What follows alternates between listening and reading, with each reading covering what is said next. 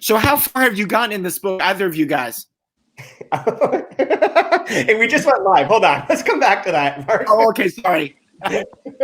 Welcome to the Too Much Review, the weekly podcast brought to you by Open Letter and 3%, in which we take a book, break it down bit by bit, section by section, analyze it, talk about it, joke about it, have fun with it, all that kind of stuff. This season, we are doing The Dreamed Part by Rodrigo Frazan, which is the sequel to The Invented Part and the second part of his part trilogy.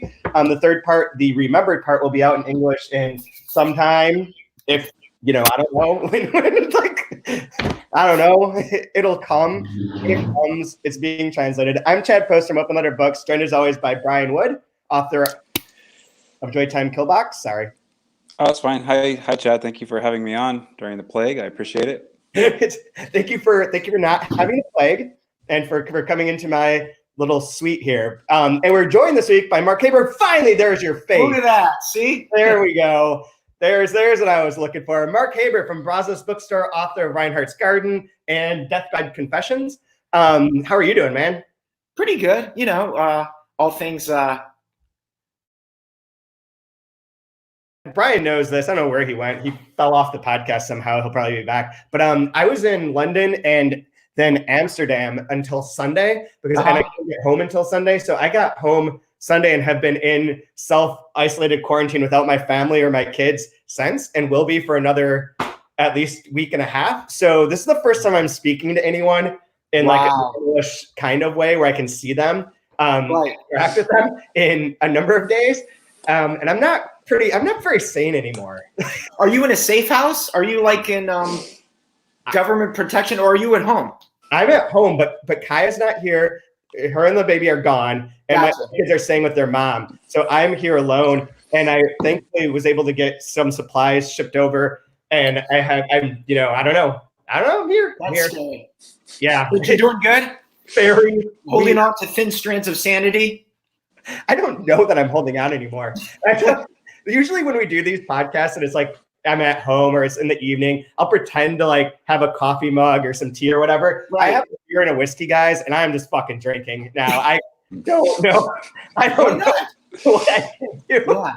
These are unprecedented times. Yeah, so cheers. Cheers. Right on, Brian, right on. So how are things at Brazos? They're actually pretty good. It's like it's kind of been mirroring the situation in the store with a lot of the other stores and what's going on in the country, where it's been in stages. So today was the first day. I'm actually not there today, but today's the first day that we've gone from in-store shopping. So that's done, and you can call, order online. If we've got it, we'll do curbside. We'll bring it, and then a lot of web orders, a lot of online orders. So we've gotten a ton of support, I get the emails that anytime someone orders. So the store, online wise, has been very busy. Nice. Yeah. So a lot of support, and we'll just keep our fingers crossed, and hopefully this will, we'll get through all this. I think we will. So yeah, I think so too. I hope so. Yeah. How are you holding up, Brian? What's that? How are you holding up? How's your homeschooling going? Dude, I'm fantastic. I mean, like, social distancing is my norm. So it's just outside of not having toilet paper for 8 days and just no longer, Dude, we have a bidet. It is I don't need toilet paper. Toilet paper is a luxury to me. Yeah. I'm just waiting for all those people that were standing in line for guns to just come take my stuff. So whatever, that's fine. They can have it. I don't even use it. I don't even use half the stuff anyways. You can have it, whatever. I tried to order stuff from Wegmans yesterday, and they can't deliver it to me until tomorrow evening. So I couldn't even get tofu. Oh my god. Okay, here's you can have a bag of wasabi peas. Yeah. I have some chickpeas and I also just ran out of shampoo, so I think I'm gonna bulk order like 50 bottles just in case. I don't want to have messy hair, greasy hair during the end times. Got to look good. I was gonna play a joke with you guys too, because I'm never going outside again apparently. But I have like badass leather jacket, so I want to show people. Oh, nice badass leather jacket, since I'm never going to be outside again. That is a great jacket for all of you. Yeah, that is a great. You could wear that for about 2 weeks a year in Houston. Oh, I love it, though. Sure. I love it. You look like Tom Cruise's stunt double when you wear that. You're Tom Cruise's ugly stunt double. Exactly. You have to put it in a qualifier somewhere. Like, untalented and ugly with both. And you don't run nearly as fast. I don't know about that. I don't think Tom Cruise is particularly fast, is he? Oh, he said he was. Yeah, he outruns Thetans and shit. He's super fast. Yo, Thetans. The Thetans are trying to get him and hold him onto this earth, and he just runs away. Yeah. No, it's been fun. These are fun, wild times.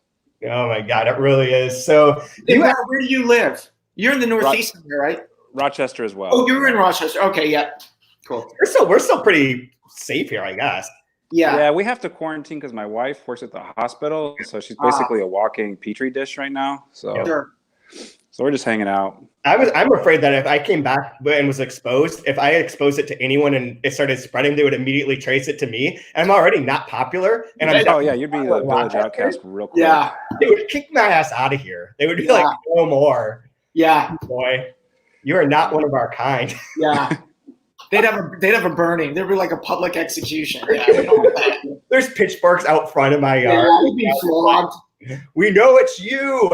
I'm just hiding in here. I'm just playing baseball. Thank God that MLB The Show released their new 2020 season yesterday. Mm-hmm. Lifesaver. Nice. Yeah, nice. I could read and like watch fancy movies and learn. I think baseball. You're like, I got that. I've got this to look forward to. I'm 2-3, not bad, getting there. Anyway, Mark, you asked before we got started, like how far we were with this. I mean, obviously, I've read it twice. Right. The editing process. But Brian, did you get to page 57? I read to 57, and then I read the acknowledgments in the back. You wanted to see where your name was? No, I didn't want to. Oh, yeah, why am I not in this when you didn't know me when you were writing it? Whatever. Should still be in there. But yeah, I've only read up to the pages we're supposed to read so far. Okay. Because there's one thing, like I'll try and recap this, but there's one thing that's kind of ironic about it that we'll start with is that, and Mark, you know this because you've gone further, is that it is about a plague, the white plague, which is it opens. So this book opens, is very different from the invented part in certain ways, similar in others. But this one opens with our writer who had gone to Switzerland to try and get into the Large Hadron Collider to, take over, become the writer of all things in reality and be able to remanipulate and repurpose everything. Okay, so that's happened and it didn't work, obviously. And he's telling this sort of like about dreams, talking about dreams and telling about dreams under this like weird sci-fi rubric that there's a place called the Onirium. I forget what it actually is. Where is it? Onirium. Onirium? Sure. I think it's based off the word oniric, right? Onirium, yeah. Relating to dreams or Oniric. Oniric. Onirium. Onirium, yeah. That place. So what we find out in a little bit that will make this make more sense and can sort of frame this beginning is that they do an experiment to try and make it so that people can work in their dreams, because dream time is just lost time. It's not productive time. We need to be more efficient. And so doing this, they cause a virus or a plague to kill everyone's dreams. So nobody can dream anymore. They just like have sleep with no dreams, which drives people crazy. And the character, the writer, is able to sell his dreams to this place because he has at least one dream that recurs over and over and over again of him going to meet this girl, Ella, and in a bookstore. There's a bookstore girl, and he always stops his dreams at the certain point where she's going to say that she loves him, so that could possibly happen in real life. Gotcha. Which is logic that I abide by 100%. When I was in college, I was terrified of flying. Like I thought I was one of the ones that thought a bomb would go off in the plane. Like I was a bomb fear person, not a mechanical failure, which is dumb. It's really dumb. But I had read this thing by Borges where he said that like that nothing can recur exactly the same way twice. And so if something is dreamed or imagined in precise detail, that can never actually happen in real life. There will be something different. So you said this theory that if I imagined all the different ways I could die on an airplane with as much frequency as possible, none of them could happen. It's like a talisman. But you didn't think about snakes, did you? Did not.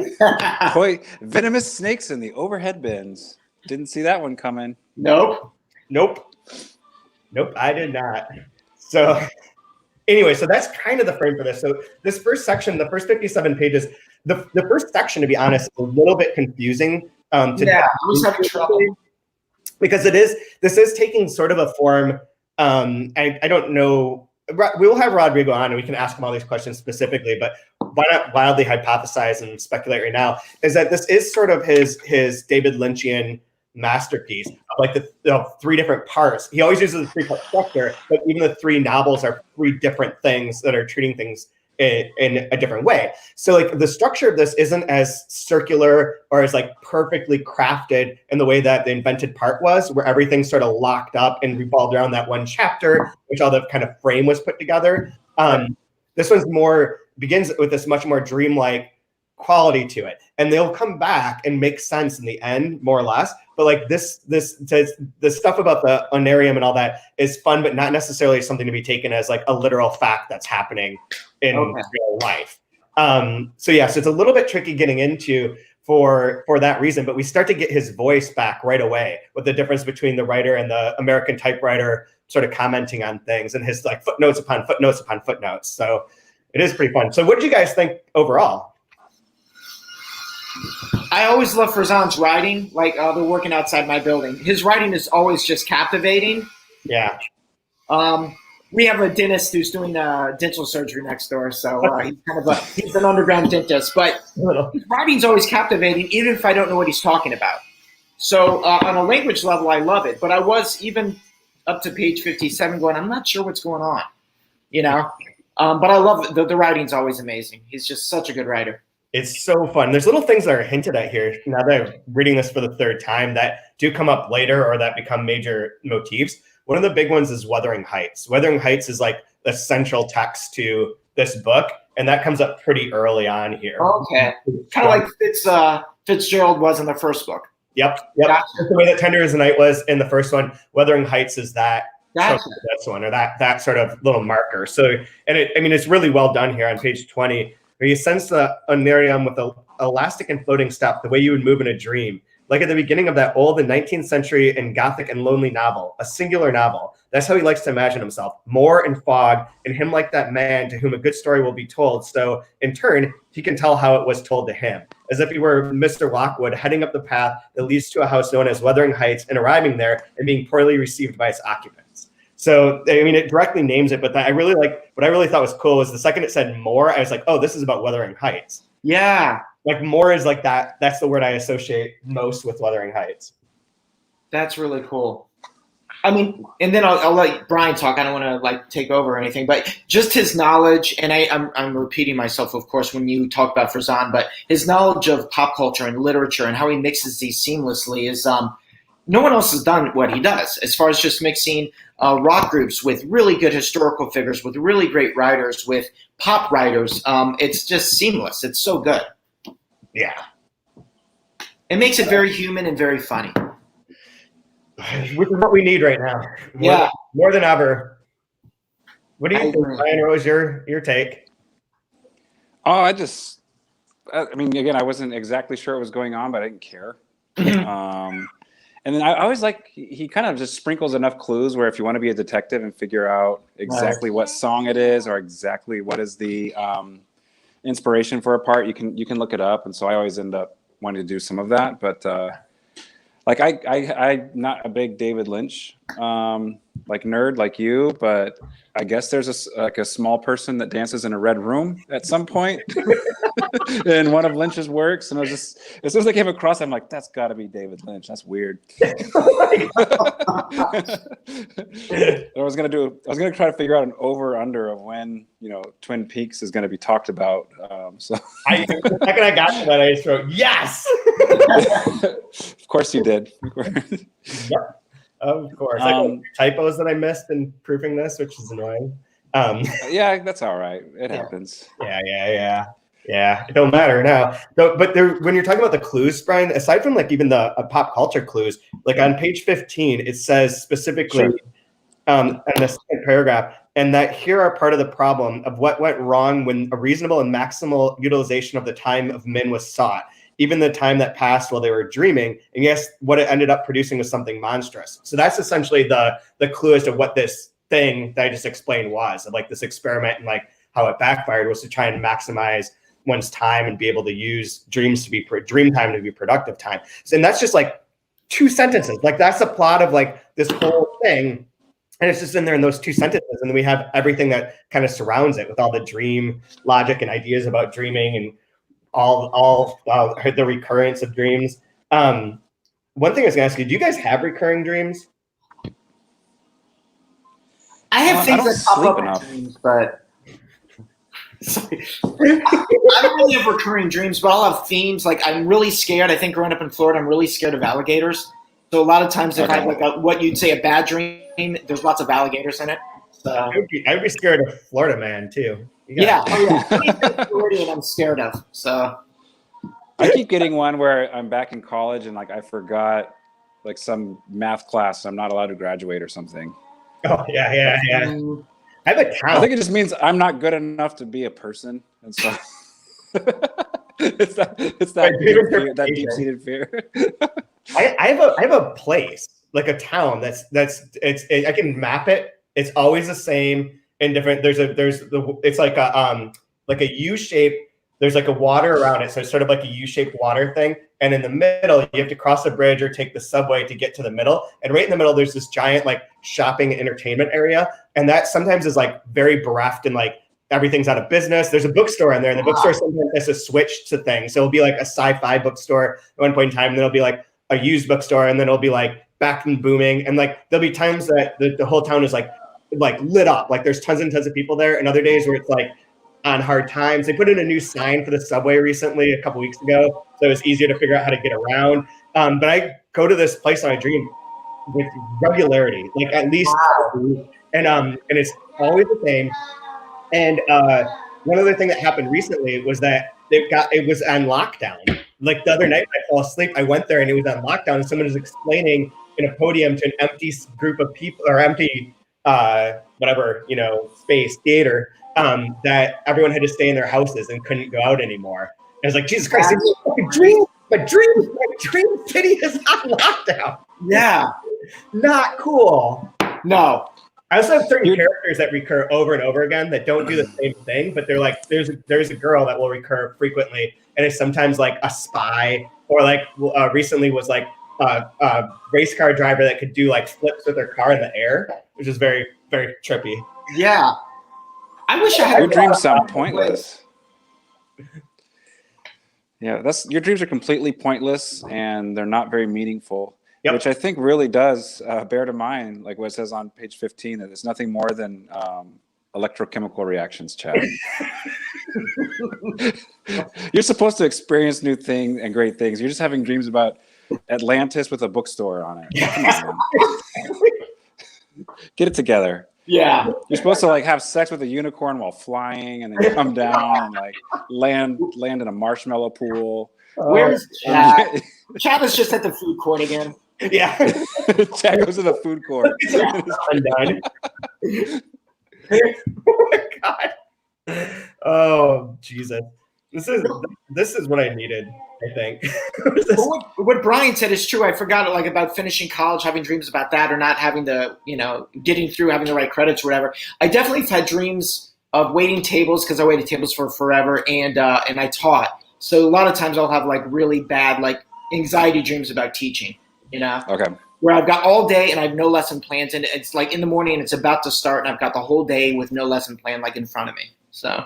Oh man. Yeah, just that's me this Saturday. I just found out I have to teach online, and like nothing I have is prepared for online, so I have no clue what I'm going to do. They just changed. Yeah, we have to start teaching on Monday online. I'm interviewing the translators for my class that we usually talk to via Skype or whatever. I'm just going to interview them on my own and then just post it for people to watch, I guess. I don't even know. The book that I was writing about this feels very pointless at this moment in time.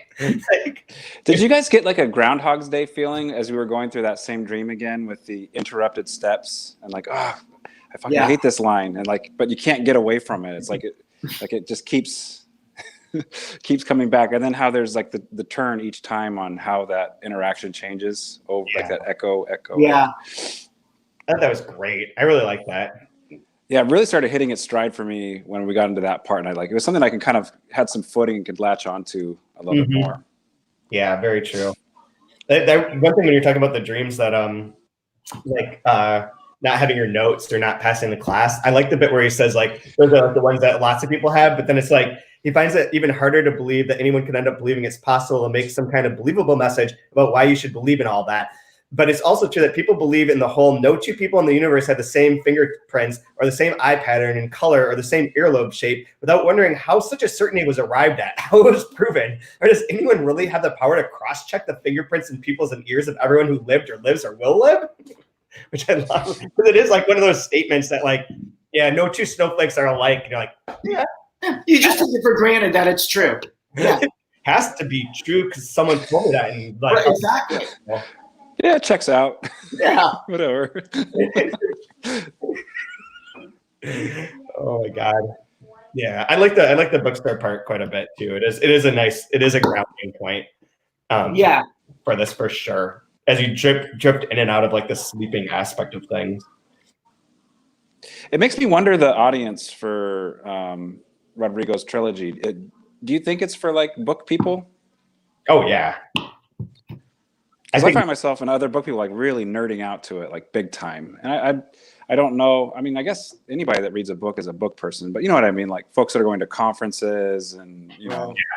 Yeah. People who love like all the little references and and are into like the idea of how it's constructed. Because I mean, there is like everything aside, like it is kind of complicated and all that to get into, but it's also wonderful that he is so detailed in how he's constructing everything and how everything comes together and is laid out. I mean, it's not just it's not like slapdash ever. No. You know, it has a feeling that it's like a little out of control. Like it's just swinging here and there and the lines are taking over. It's got that, isn't there a Nabokov quote that's something about that he wants the prose to be like the consciousness is swinging from like letter to letter, or like, I forget what it is. I think there's a quote somewhat like that from Nabokov about writing, and about the best prose is this like very active and energetic, but in a way that's like very playful and as if it were like a physical thing that people could swing off of the G or jump on the A like that.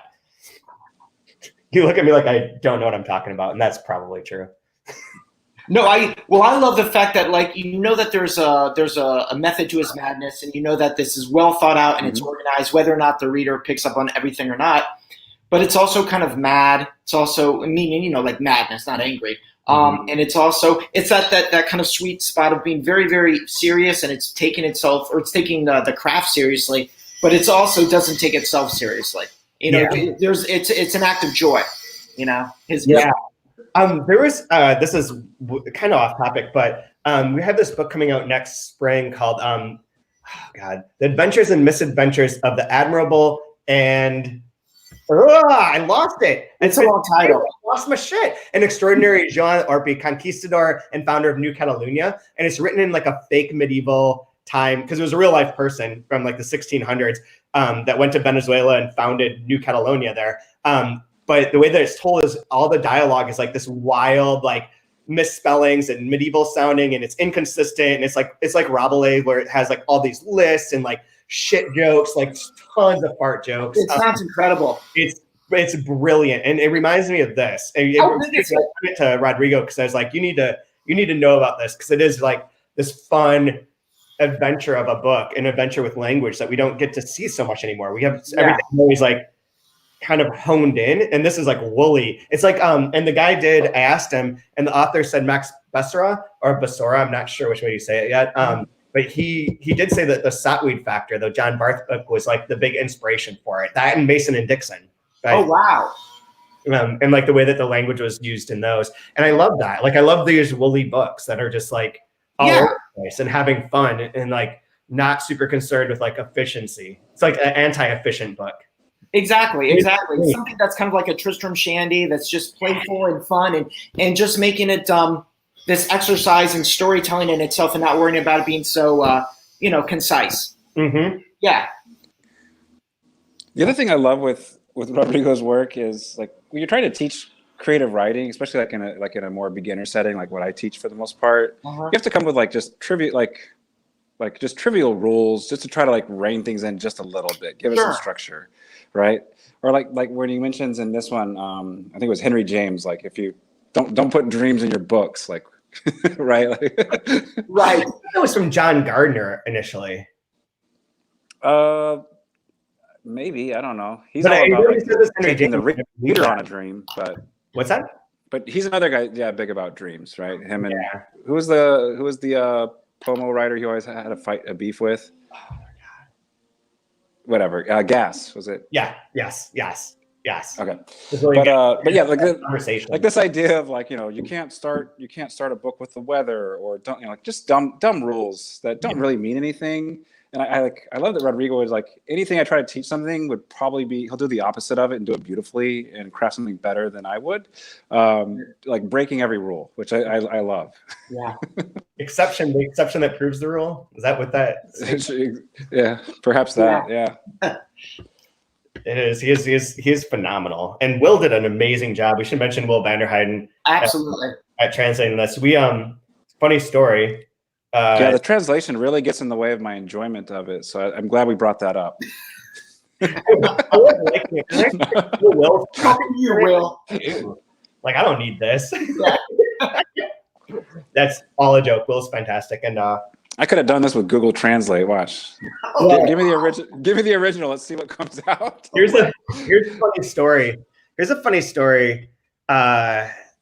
I'm going to tell the whole thing. Rodrigo doesn't know this. I told Will not to tell him this, but so here goes. Here's confession times. It's the end times. You can confess whatever you want. Exactly. So when we first got this, I edited the entire manuscript. I edited everything. I read it all. I made like 1 million changes and recommendations, and I set it. I have like a standing trash can near my desk. And I set it on top of there because I didn't have a room to like start going through and entering all the corrections. And like I got distracted or something and left the office, and it got thrown away. I lost every single edit that I had made to this book was thrown away. So all the suggestions, it's like a sign from God. Every single thing was thrown away. Just gone. I like searched everywhere. I was freaking out. It's just gone. So Kaya had to then read it and make the edits, and then. When Will came back with like his final proof, so to speak, he had like Anthony. If Anthony is watching this, he can confirm the number, but it was like 112,000 changes to the manuscript. So Anthony dumped the entirely laid out version and relaid the entire book out immediately because it was easier to redo the whole book than it was to enter 1,000, 9,000 or whatever it was, 16,000. It was maybe it was 16,000, but it was like. Everything. We just redid it. So then at that point in time, we had 1 week to proof the whole book and get it out to the printer to be on time, basically. So I took the week off and stayed here and would work from like 7 a.m. until 7 p.m. reading this book and proofreading and editing the final version of Will's thing. And what was crazy is because I took it way seriously and I had it all paced out as like how many pages I had to do a day, right, and where I would do it, and all this stuff. Was I started checking everything, like every fact, every name, every single thing, and found like a few that nobody had ever noticed that are in like few mistakes that had never been noticed. The main one will come up later is that it talks about the first translator of Wuthering Heights, but it had the wrong name in there. It had everything else about it was correct, but it was the wrong name. And there was like the thing that I never would have checked out if it hadn't been for this weird scenario of having lost all my work and starting over from scratch. It's a translator's name. Who cares? It's not the author. You're on the right podcast for this. Yeah. Come on, right? Yeah. Seriously. We disparage the translator. It'd be so. I can only imagine fact checking this. That sounds like a nightmare. It was wild. It was wild. Like I would just sit there and like I had my computer and I just type in everything and like every page would be like 4 new things to see if they're spelled right. Yeah. So I'm too lazy to write historical. Are you planning to do the podcast discussing this similar to how you did the invented part? Yes. Okay, because I read along the invented part with that, and it was incredible. I'd never done that before, and it really brought something to the book.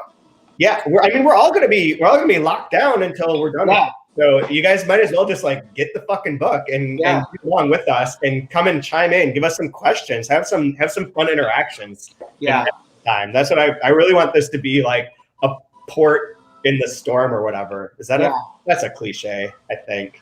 I know what you mean though. Sure.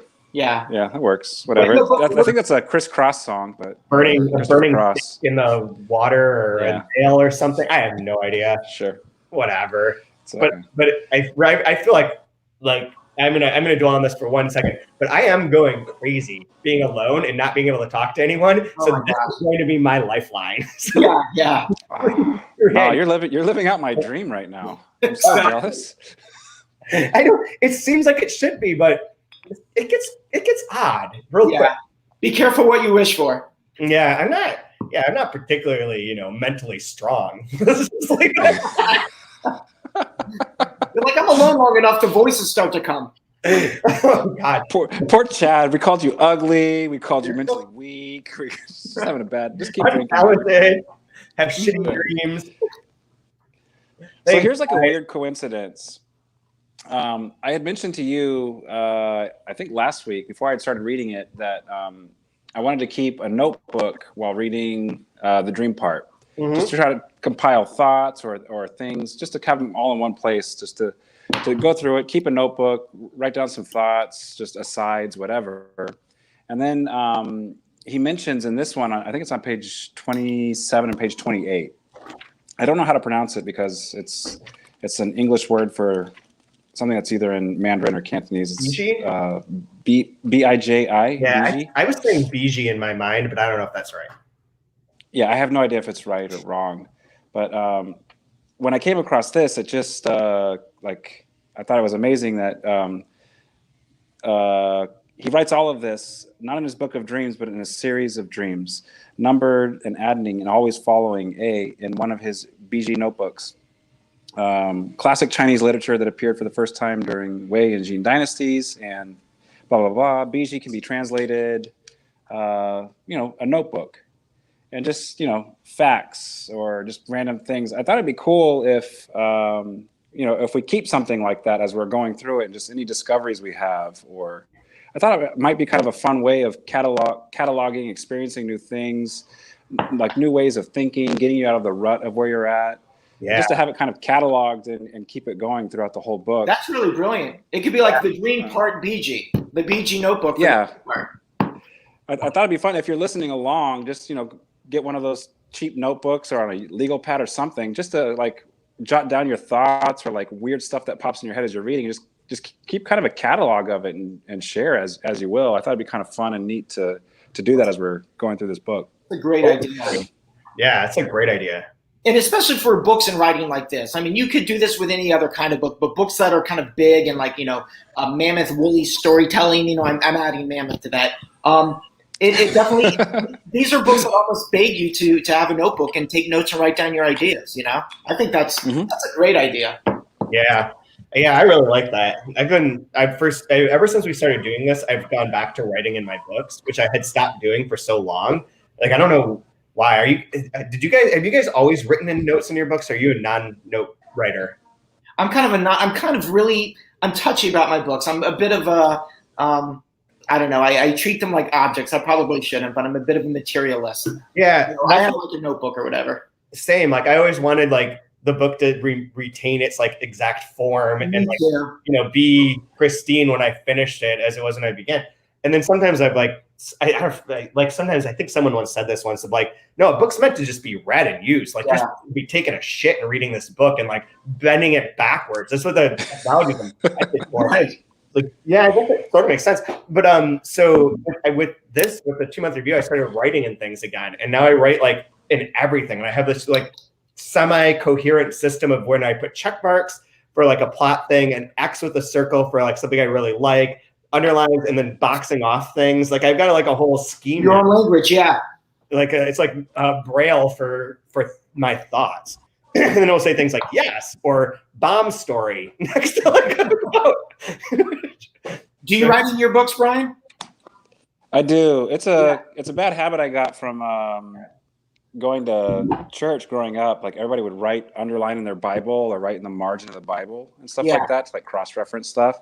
And so, if you can write on the Bible, you can write on anything. So of course. Yeah. No, I feel like on page 21. Bono alert is what I put in the margin.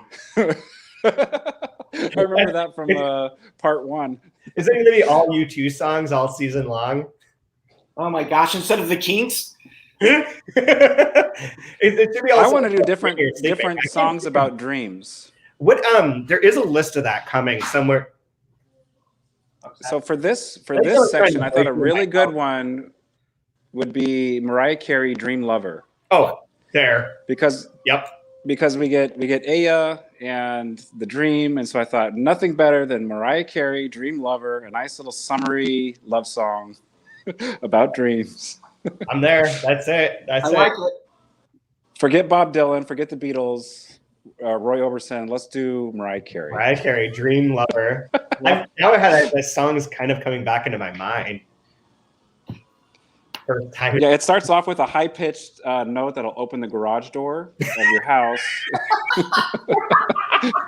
and then kind of goes into like a hip-hoppy, New Jack Swing, super 90s high-waist jean short sort of vibe. Yeah. It's great, man. I love that song. "Dream Lover." That's my vote. I'm taking my vote. If anybody else has a... I think it's unanimous. I'm sure it's available. This is perfectly random and weird enough to fit this book, I think. Yeah, seriously. Hey, anyone, any dream songs, just send them along. I wonder, there is a list in here, and I think it's very, very close. But I wonder if what was the Bob Dylan one that is mentioned a lot here? Is it no idea? Is it called A Series of Dreams? I think is the name of it. I listened to it this morning. Okay. Because it has it mentions the umbrella and the JFK assassination, like that sort of stuff. But yep. I can't find it. I know there's a list somewhere. Maybe it's in a different chapter. Everything sort of blends together a little bit over time. Oh, nope, maybe that's... Yeah, I listened to that one. I listened to the Roy Orbison Dream Song, and I also listened to the Beatles Staying Alive, just to kind of get a refresher. So go to page 62 and 63. Hey, that's the future, but okay.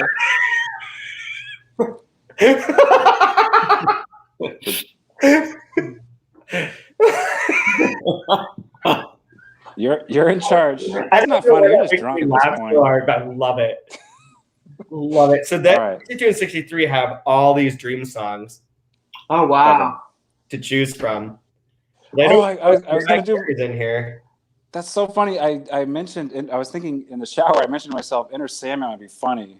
Enter Sandman is definitely going to happen. And it's in here, right here on 62. That's weird. Okay. I remember that song when that song came out. That was like that video like revolutionized high school like emo metal like forever. You know what's weird is he has a book. I really love this artist, Kate Bush, Army Dreamers.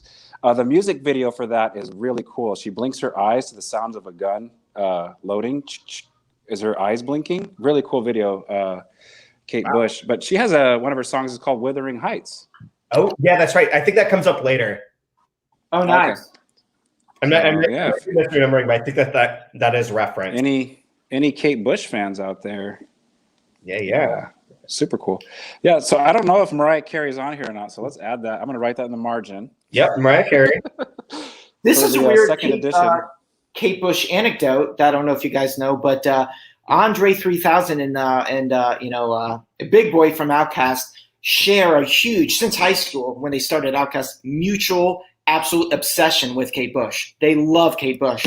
That's really interesting. So here's another weird one that I think this is right. I hope I'm not misremembering this, but there's that book that Tom Roberish recommended me that I read called Dead Fashion Girl. That's about this murder. It's like unsolved murder. It is very interesting and very weird from like the 60s, early 70s in London, and has a lot to do with like the club scene and whatnot. The guy who also wrote 2 books on Kate Bush, and one of them is like a parody, not a parody exactly, but it was supposed to be like if a super fan that was obsessed with her were to write her biography, like what would the tabloid version of this be? Right. And so it's like a faux tabloidish sort of thing. And I guess her fans hate him for because they think he's like a stalker and this crazy person. Right. But it was playing with like the form of like what would a celebrity biography, what could it be? Right. And this sort of thing where it's like some super fan who's like, digging through trash and stuff. Right.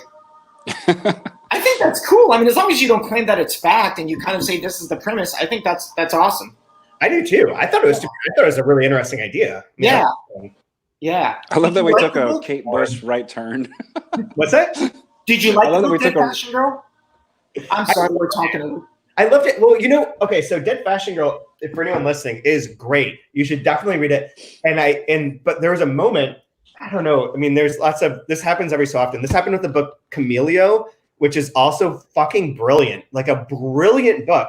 But I think Camelio is not real, but I'm not sure. And with Dead Fashion Girl, there's a moment where I texted Tom and I was like, is this all made up? Like, is this just a novel that I don't, because like so many weird things there's so many weird stories existed. Right. Famous people were involved in it. And I just feel like this feels like this could be all made up. And I would have no idea because I don't know about London at that point in time. And I'd like look into like little bits of it, like Googling different names. And it seems to be all accurate. And I think it really did happen. I think all this is true crime. But the way that it's told, it has this moment where that might not be. And it would be like an incredible writerly thing to have pulled off. There's a book that we want to publish. I'm not going to say the name of because fuck you all, you're not stealing the rights from me.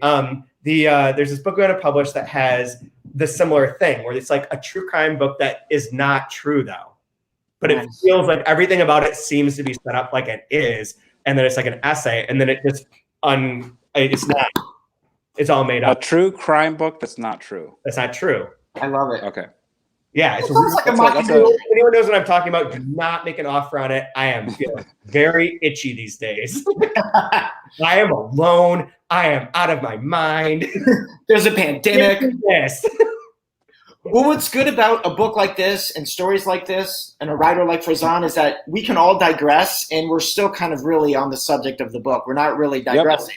You know what's funny? So I remember this is like on the digressive point, but is that there's that famous essay by Michael Chabon about Finnegan's Wake and how much he hates dreams and how much he hates people telling each other dreams, and he hates when people like recount them, that all dreams are boring and they're stupid. And like I've always had the opposite feeling. Like I love dreams. I love dream logic. I love how things. I think their dreams are fascinating and like are fascinating like that.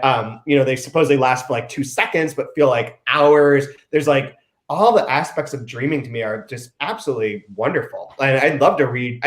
Reading people's dreams is weird maybe, but like when people tell me my dreams, I love it. I'm down for that. And I share my dreams a lot, like because I have very vivid and very strange dreams because I'm not well. Isn't there like a locked away book by Carl Jung about dreams that he didn't want anybody to publish like 100 years after his death?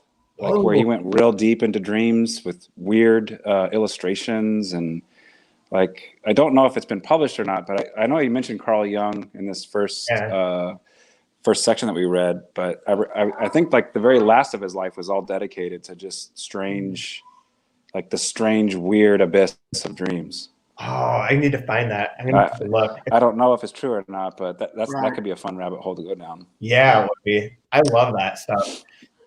Like I don't really care so much about the interpretation of them per se, but I just love that like that's the least interesting part. Yeah. The neurological aspect is really interesting to me, and the way that like people then relay them.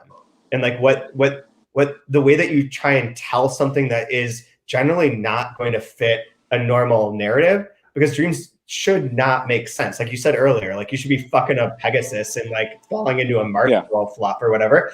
Like that's how they should be. And so, but we can't talk that way. So it's like, it's really important for us to not make things try and make a sense or make logic out of them. And like even if we have a dream about like, going to school and like not having any clothes on and you forgot about the exam and all that. Right.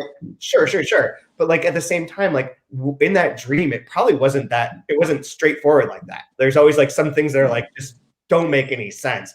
And so the way that my brain has to like recount things is like a narrative, some built-in part of our narrative voices and how we think about structuring story and information that I think is really interesting. Sure. I had two thoughts on that actually, because he had mentioned in this about owning a dream, like saying I have a dream versus being given a dream, right? The possession of a dream versus something that's just gifted to you, right? And it made me think of, I heard somebody, it was probably Alan Watts or something, one of his weird mystic lectures, where he was talking about the difference between a priest and a shaman. Whereas a priest is this knowledge that's passed down. It's almost like you have it, right? There's like this lineage of knowledge. Whereas the shaman goes out on their own and like something is just kind of given to them while they're out there. And it's weird and it's unexplainable and it's a new type of thinking or knowledge. And it's almost like a dream is like this shamanistic state in a way versus something that like you possess and can be passed down and explained and broken down. Like you can't have a book of dreams. That makes no sense. Right. Yeah, exactly. Unless it's like Carlos Castaneda and it's all just like. Sure. But I really didn't enjoy that versus like having versus like you were given or experiencing or something. Yeah. I like that. So like the idea that dreams come from somewhere rather than like, I don't know what I'm saying. I love it though. No, it's interesting. Yeah, it's the whole thing that you're saying, Brian, about how like the shaman, like the knowledge that they're given is just more I don't know, organic or mystical. Whereas the priest, he goes to school and studies it and he learns the information and it's like you said, given to him. Whereas the other, it's more whatever. It's like an experience or something. Yeah, it's like in the cosmos. Like you have to go out on your own. Yeah. Right. It's a singular, alone, like in a dream is just you go to bed and just something pops in your head all of a sudden. Yeah. Right? Like it's very bizarre when you think about it. Yeah. I have a dumb question. So Onirium, like the idea of dream and all that, is there another word that's similar that's tied to masturbation? Because I always associate that idea with masturbation as if like it's a solo activity that is coming out of your mind or whatever. But I can't remember if there's like another word that's similar to that also means jacking it. Oh, and also, Chad, this is a kid show. Self-love, please. Self-love. Self-love. I'm here alone, guys. In my house alone. This is the first time I put on pants. Literally. Hand down. Let me see. Yeah, look. I actually have jeans on. See? Oh my God. I'm pretending. I can be around human beings again. So we went to Kate Bush, shamans, and Chad's questions on masturbation. I think that basically wraps up at our Rodrigo Frisson. Welcome to this season of 2 Month Review. Yeah. Good Lord. It is going to get real. By the last podcast, Chad is going to look like the Unabomber. He's going to have like a beaker. I shaved before this because I didn't want you guys to see what had happened. Like it got really scary. We wouldn't be too concerned. There's like a lot of neckbeard action going on that would not have played. Like, like, you don't look like you look like a recluse. Right. Quarantine, you look like fucking Howard Hughes. Dad, are you well? No. Heather's no. Oh my God. Okay. Anything else you guys want to talk about with this thing? Sure. Oh yeah. I think we covered basically all the bits of it for now. Of like what's going down, what we like about it. Do you guys have favorite lines? Oh man, there's so many. I have a favorite line that's not from Rodrigo. My favorite line is the Winnie the Pooh quote. I think we dream so we don't have to be apart for so long. If we're in each other's dreams, we can be together all the time. Mm. See, I'm alone in this house. That's really precious, Chad. I'm very different than usual. Like I don't have the death and the crazy parts anymore. Now I'm just like, oh, I'm sentimental for being able to have human contact. Right. I don't know when it's going to be that I'm going to touch another person. Oh. All right, Chad. So in light of your masturbation comment, my favorite is on page 18. I'll do this one.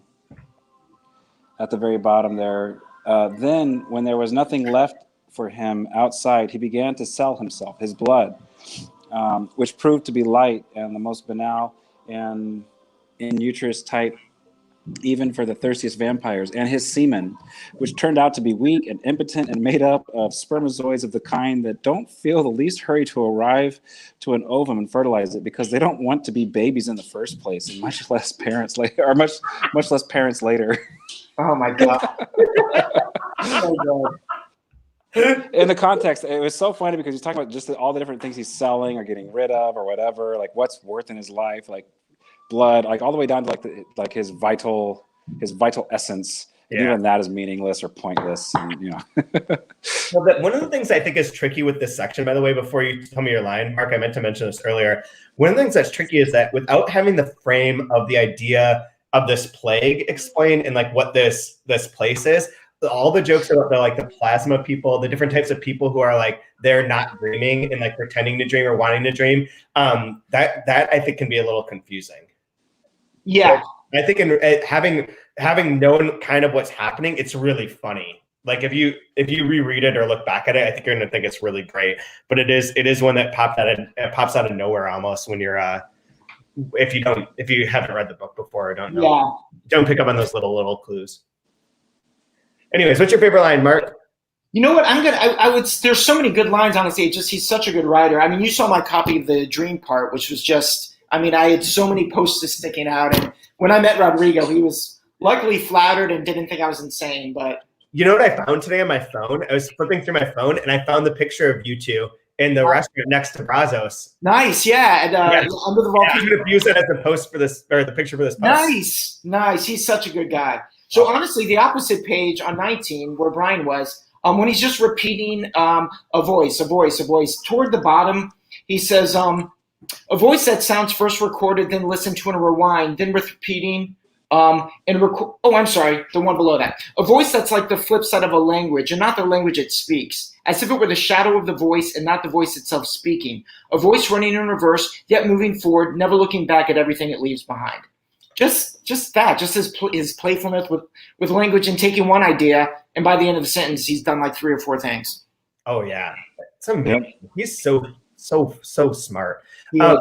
Hey Brian, I forgot to tell you though, like you didn't even get a moment with no Twin Peaks reference because I named this podcast, this episode, a Twin Peaks Twin Peaks reference.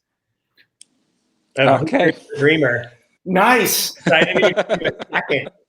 There, you didn't have to wait for it to become like over under -3 going on. I think I might just rewatch that entire series.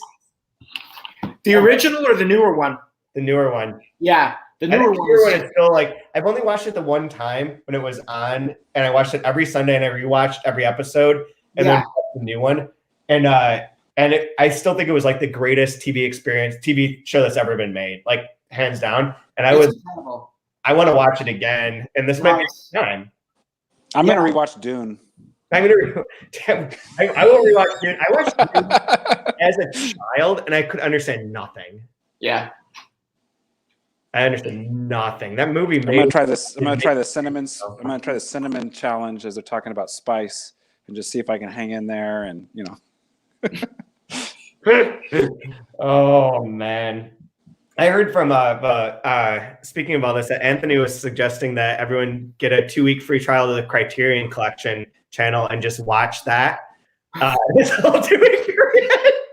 Nope, those movies are garbage. Watch Fast and Furious 1 through 9. You same experience, same thing. There's great shots. Yeah, wonderful character arcs. Amazing. So whatever. People get hit by cars in midair. Like cars are hitting people. Like that looks wild. I'm never seen a Furious movie. Yeah, is Vin Diesel in the Criterion Collection? Then no thanks. Okay. That's right. Right. Yeah. Look, Kurosawa? No. Yeah, come on. I want F. All right. Bunch of elitists. But let's keep a BG. I'm gonna do a BG, however you say that. Yeah. You guys can come at me later, but I'm keeping a BG. In the BG notebook. Yep. Hell yeah. One thing that I want to tell everyone, so you can obviously you can go to Open Letter Books and order this book and use the code 2 month, and you'll get a discount on it. I forget, I think it's like 30%, whatever it is, who knows, whatever, who cares. You can get that. Also, if Anthony and I can get our shit together tomorrow, all of our ebooks will be $3.99. Wow. Until the quarantine ends, until the world gets normal. So I would recommend, if you're listening to this, order books from your local bookshop if they're able to still provide them to you. If they can't, you can get the EPUB version from our website and download it instantly. There's no wait or anything like that. So yeah, as a way to like be able to offer it to the world. We have no restrictions on selling ebooks throughout the world. We can't ship single book orders overseas at this moment in time. So this is a way to like work around that. So anyways, Beautiful. you wanna pimp anything, Mark? You wanna promote? No, just brazosbookstore.com. You know, we're here to serve. Yep. Keep stay healthy, wash your hands, and read. It's a good time to read and have some personal what is it? Onerism. Some self-love. Yeah. Yep. Yep. Kate Bush, Army Dreamers. Look it up. Nice. You can thank me later. It's a great video. That's all I got. I have a book, but watch Army Dreamers. It's better. Nice. Well, next week we're going to go through, I believe, page 10. It's right here. It is page 111. Sorry, 111. It'll be the end of the first part. So a lot of things that we sort of alluded to will make some more sense. And there's a really long, very fun conversation that ends this section. Where it's all in the American typewriter font. That part is wonderful. I think you guys are going to love it. So we'll be back next week at some point. I don't know who our guest is going to be. If you are listening and you want to be a guest, please contact me. Otherwise, we'll figure that out, and we'll figure out the time, and we'll announce everything as soon as possible. It'll probably be next Wednesday as well. Can be any time. I'm never leaving my house again, and I don't teach. Like, go online, talk to people. I'm lonely, guys. I'm really lonely. Don't hang up.